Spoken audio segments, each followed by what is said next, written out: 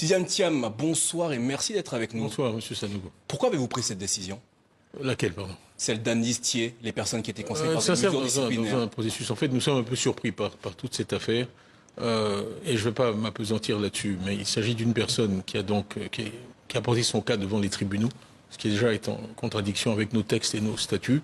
Et nous étions pris dans une tourmente qui ne se justifie pas. On a 392 délégués en Côte d'Ivoire, il s'agit d'un délégué sur 392.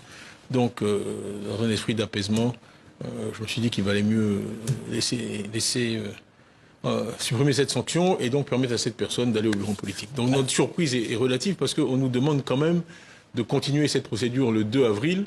Pour nous, la procédure était morte puisque l'objet de la procédure, c'était qu'elle puisse assister à la réunion. On lui a donné donc cette possibilité.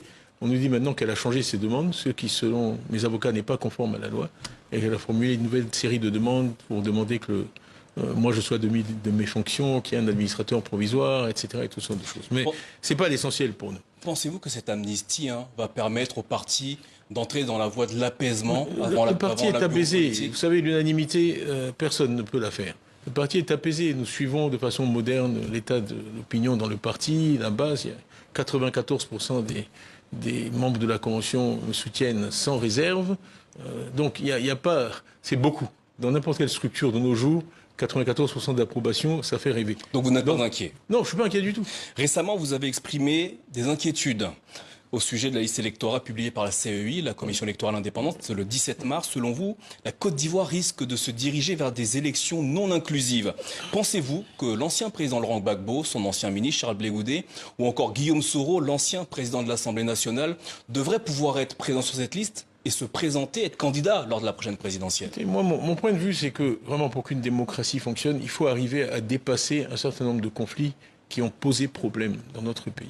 Et quels que soient les sentiments des uns et des autres, je pense qu'un geste d'apaisement, un geste de générosité, qui permettrait à chacun d'être candidat et de régler tout ce passif ou ce passé une fois pour toutes, serait une bonne chose. C'est pour ça que nous parlons d'élections inclusives, parce que c'est toujours possible. Dans tout pays, on a vu le cas du Sénégal, dans tout pays, on peut changer une situation n'est jamais bloquée définitivement. Néanmoins, il y a la situation judiciaire de ces trois personnes. Bien sûr, bien sûr. Est-ce à dire que ce sont des justiciables ce ne sont pas des justiciables comme les autres?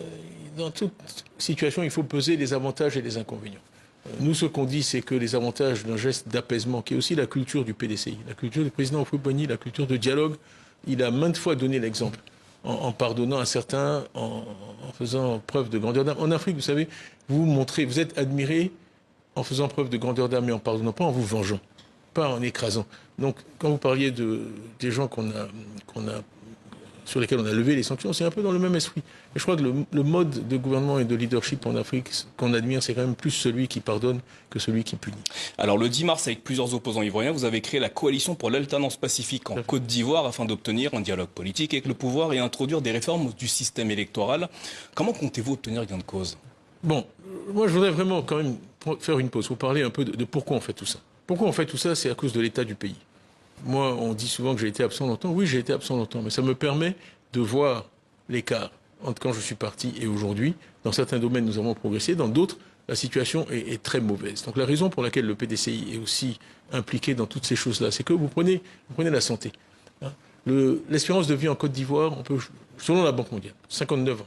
Au Sénégal, 68 ans. PIB par tête en Côte d'Ivoire est de 50% supérieur à celui du Sénégal. Comment on peut avoir 9 ans d'espérance de vie de moins que le Sénégal? Ça fait 93 000 morts de plus. Ça fait 250 morts par jour. Chaque Ivoirien se plaint d'aller à Ivosep et d'aller trop au cimetière. 250 morts de plus chaque jour, 365 jours par an. Voilà les problèmes.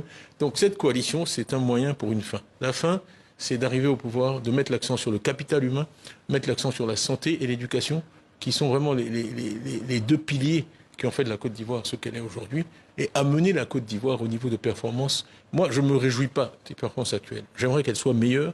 Quand je vois que l'espérance de vie moyenne en Afrique subsaharienne est 62 ans, que nous, on est en dessous, les pays de notre niveau sont à 69 ans et que nous, on est à 59, ce n'est pas possible. On va revenir sur la situation du pays dans quelques instants. Oui. Néanmoins, à travers cette coalition, est-ce que vous envisagez une candidature commune? Non, on n'a pas du tout parlé de ça. On a dit que ce n'est pas une organisation politique, c'est une coalition pour réunir les conditions d'une élection équitable, transparente, etc. Donc chaque parti garde son identité et son idéologie. Et on a choisi le mot coalition exprès pour une alternance pacifique. Parce que je crois que la Côte d'Ivoire a désespérément besoin d'alternance. On a vu dans la sous-région le Ghana faire une alternance pacifique. On a vu le Sénégal faire une alternance plus ou moins pacifique. Il n'y a pas de raison que la Côte d'Ivoire ne fasse pas de même. Tidiane Thiam, vous ne faites pas mystère de vos ambitions, présider aux destinées de la nation ivoirienne. En attendant les résultats de la prochaine convention au sein du PDCI-RDA, si vous êtes élu, comment comptez-vous mettre fin aux 15 ans de règne du RHDP? Ce sont les Ivoiriens qui peuvent mettre fin aux 15 ans de règne du RHDP. Comme j'ai dit, la seule question pertinente dans le contexte actuel, pour eux, c'est vous pouvez mesurer ce qui a été fait en 15 ans, est-ce que vous voulez donner 5 ans de plus au RHDP ou pas? Et la réponse à cette question, c'est eux qui l'ont. Nous, ce que nous faisons, c'est développer des propositions. Il y a 400 cadres PDCI qui travaillent depuis plus d'1 an sur des axes qui sont très importants. On a dit paix et sécurité, on a dit capital humain, donc santé et éducation, on a dit développement durable, on a dit économie et équité. Et le mot équité, là, est très, très important pour moi parce qu'on peut toujours générer de la croissance non équitable. Ce qui est dur, c'est de générer de la croissance équitable, qui bénéficie à tous. On a dit développement durable et on a dit nouvelles technologies. Je crois que vous aurez le jeune qui est tout à l'heure ici. Les nouvelles technologies sont pour nous un levier absolument clé pour une nation comme la Côte d'Ivoire. Donc sur tous ces sujets-là, nous avons des propositions, un diagnostic, des propositions détaillées et nous allons les présenter aux Ivoiriens. Et ça va être aux Ivoiriens de décider si cette image que nous leur présentons, et ils y adhèrent ou pas. Néanmoins, Monsieur Thiam, vos adversaires, notamment du côté du RHDP, vous diront qu'ils ont un bilan, eux, et pas vous. Comment comptez-vous convaincre les Ivoiriens? Le PDCI regorge de talent. Moi, je dois dire, j'ai été vraiment agréablement surpris par l'enthousiasme. Quand on a créé ces 6 groupes de travail, on croulait sous les candidatures, même de gens qui ne sont pas du PDCI. L'investissement qui a été fait par le régime du PDCI dans l'éducation et dans la santé a payé. Les gens de plus de 40 ans, qui sont des produits du système PDCI, qui sont compétents et motivés et de qualité, ils existent. Donc le PDCI peut présenter à la fois un programme, une vision et la capacité d'exécuter. J'ai toujours une vision sans la capacité d'exécuter, ça ne vaut pas grand-chose. En parlant de vision, quelle est la vôtre pour l'avenir de la Côte d'Ivoire? J'ai dit une Côte d'Ivoire maîtresse de son destin. Il y a beaucoup de choses derrière ça. Dans un monde qui est incertain, qui est difficile, maîtresse de son destin, c'est d'abord d'avoir des ressources humaines de qualité. Parce que dans le développement, ce qui compte, c'est le capital humain, c'est le capital intellectuel, c'est la matière grise.